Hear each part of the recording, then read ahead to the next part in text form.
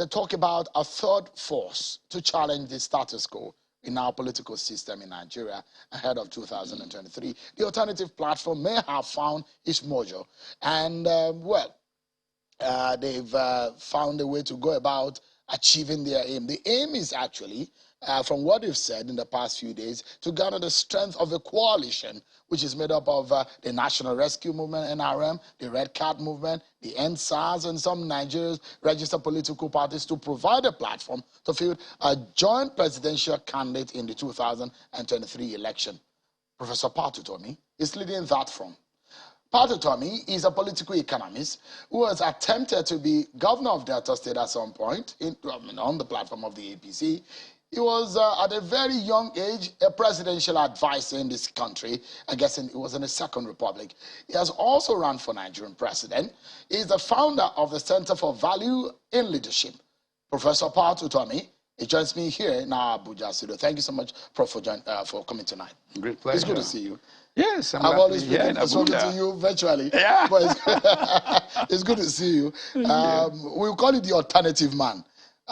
You do think, and you've said, for not to think of an alternative is to commit a crime. Okay. Our country is done. It's done. It's done been destroyed.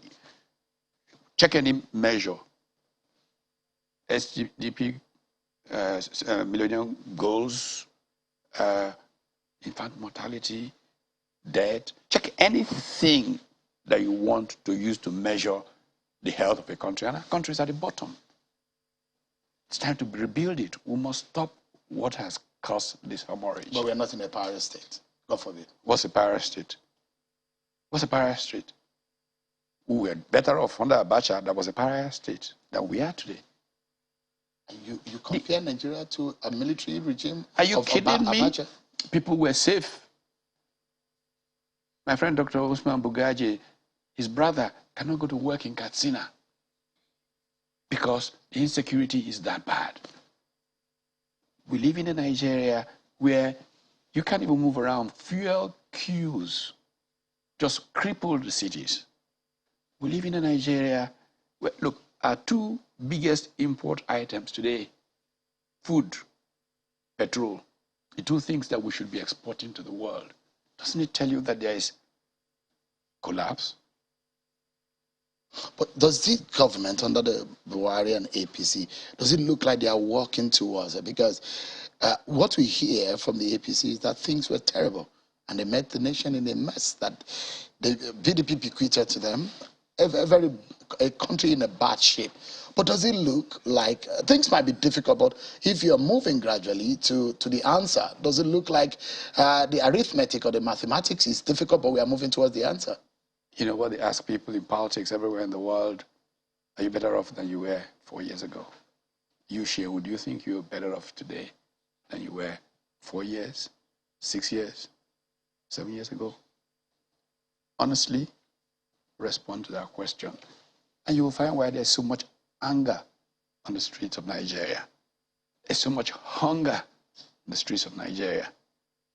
And if we don't work an alternative that will stop this hemorrhage, we're not patriots. And that's what the challenge of now is. In that room adjacent to your living room was where yourself, Wale Edun, and a couple of others sat, and you designed a political party. Was this the kind of political party you designed? Certainly not. Certainly not. You designed an agenda of rescuing this nation. Right. What went wrong? Did they follow the roadmap? Not at all, of course. It was hijacked from day one. I could tell you hours after the election that we were in trouble. I could really tell you that. But you know, we are people of hope. So we hope some. A few months after, it was clear that we're traveling the wrong track.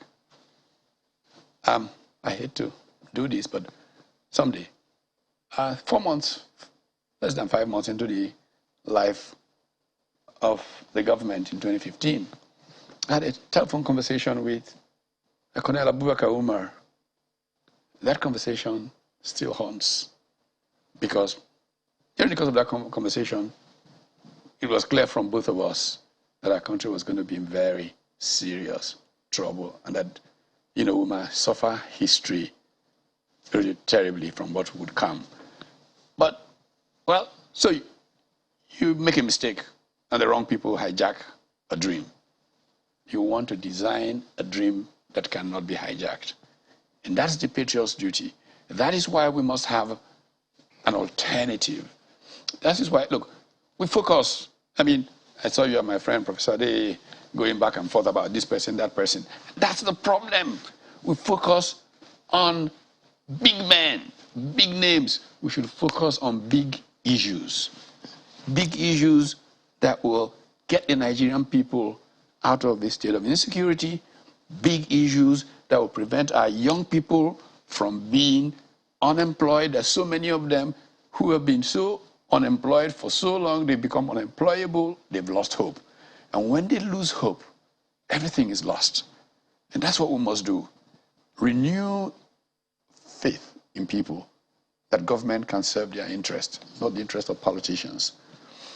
If you watch the voting in National Assembly, the way that the National Assembly humiliated womanhood in our country, if you followed,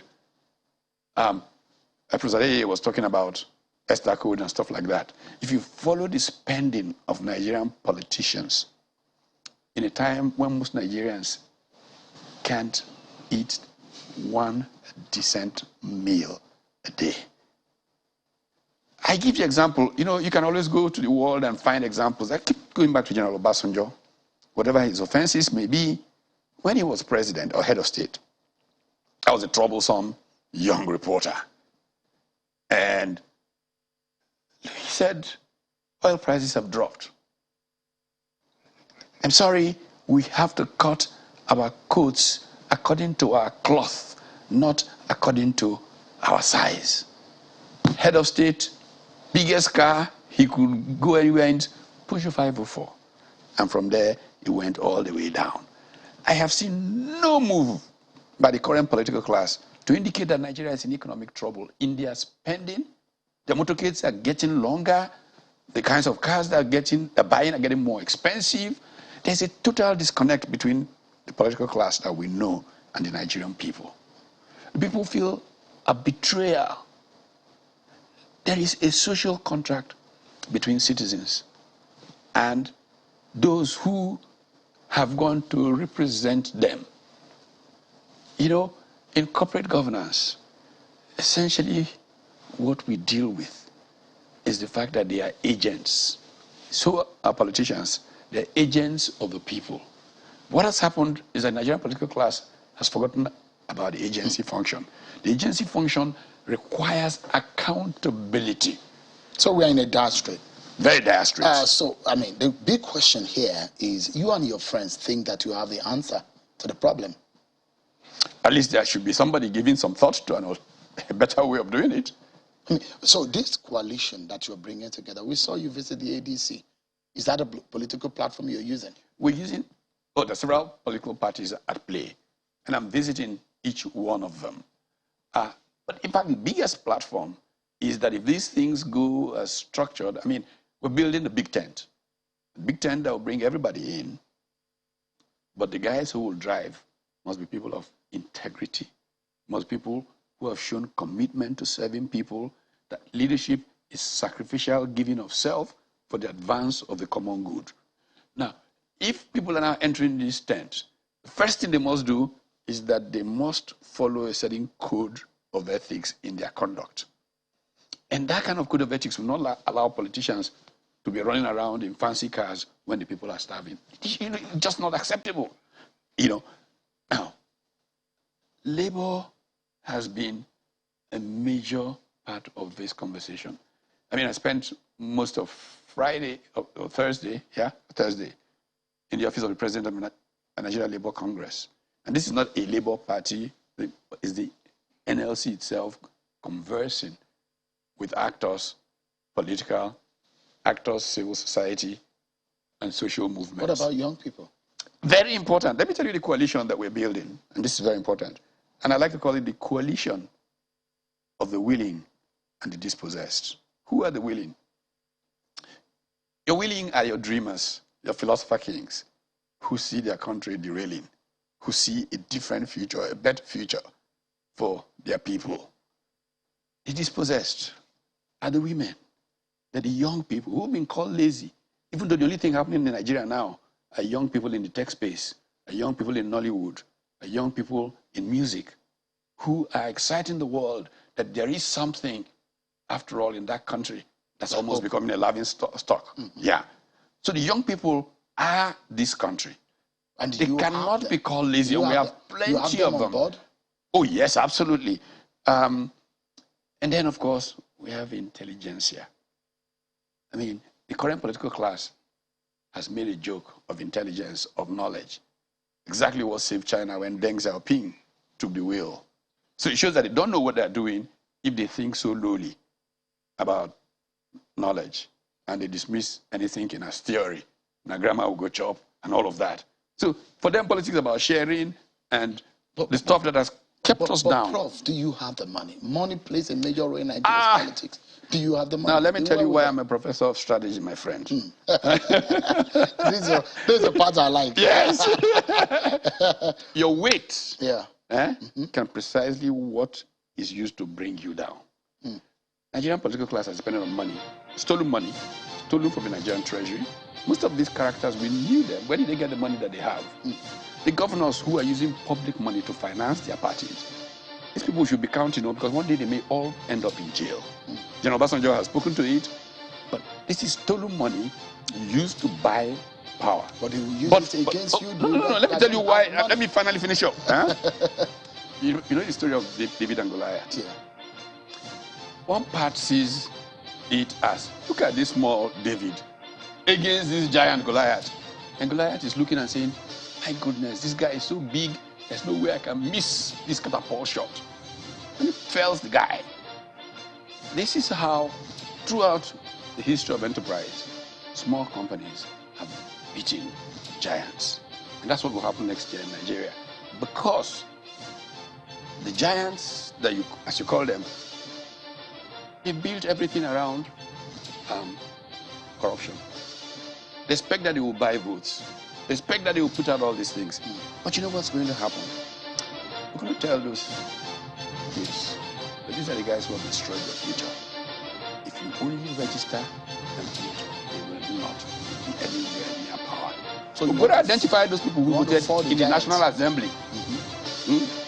And tell women those people should never hold political office in their lives again.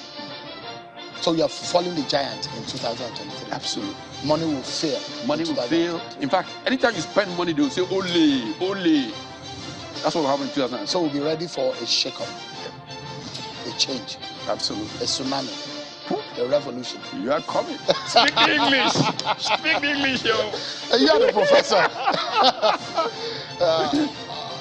Do you think that there will be, I mean, to wrap up now, the effect of what you're working on will be immediate in 2023 or maybe in another 8 years? That's another point I want to get to. All these conversations keep being about president. We want to shake up the entire system. We want to see human beings in State House of Assembly, not guys who go there, anything governor says, yes sir, you go and get one house. We want to shake up the entire system.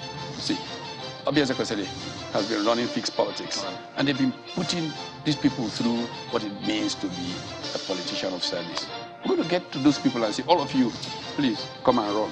We're going to say to the bishop, find the good people in your diocese. We want them to go to Senate. We want to go to. We want to say to the imam, this, and we'll put all these people into the system. So and dismiss these fellows from public life. That's the goal. So PDP and APC is a warning to them. I don't want personally to see next year with up to 20% of people who are currently active still in politics. You are resigning them from retiring them permanently from public life.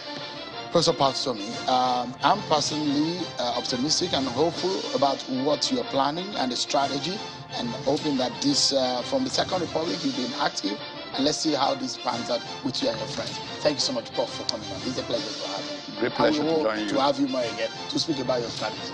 Thank you so much. And that's our show for tonight, everyone. Many thanks for watching. I'm sure Kimberly enjoyed the rest of the evening.